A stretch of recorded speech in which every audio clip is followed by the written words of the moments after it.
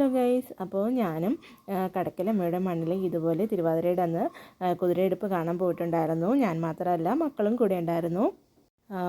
നല്ല തിരക്കുണ്ടായിരുന്നു.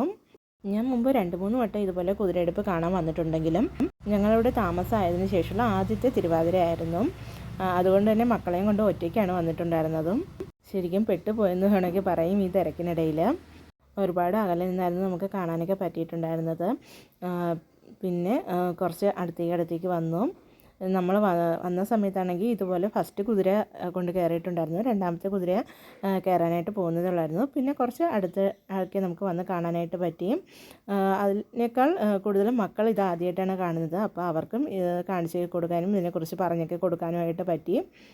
പിന്നെ ആ കുതിരയെല്ലാം അമ്പലത്തിലേക്ക് കയറിയതിന് ശേഷമായിരുന്നു ആ തിരക്കൊക്കെ ഒന്ന് മാറിയത്. ശരിക്കും ഈ കുതിര കയറുന്ന കണ്ടപ്പോൾ ദേവിയുടെ ഒരു അനുഗ്രഹം പോലെ തന്നെയാണ് തോന്നിയിട്ടുണ്ടായിരുന്നത്. പിന്നെ മക്കളെയും കൊണ്ട് പോയതുകൊണ്ട് തന്നെ കുറച്ച് ബുദ്ധിമുട്ടൊക്കെ ഉണ്ടായി. പിന്നെ നമ്മൾ ഒരു വീട്ടിന് മുന്നിൽ കുറച്ച് നേരം ഇരുന്നു. പിന്നെ അതിലേക്ക് മുന്നേ ആയിട്ട് ദേവിയുടെ തിരുവാഭരണ ഘോഷയാത്ര ഉണ്ടായിരുന്നു. അതും നമ്മൾ കാണാനായിട്ട് പോയിട്ടുണ്ടായിരുന്നു.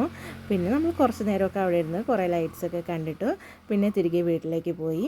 അപ്പോൾ ബാക്കി വിശേഷങ്ങളുമായിട്ട് അടുത്ത വീഡിയോയിൽ കാണുന്നവരേക്കും ടാറ്റാ ബൈ ബൈ.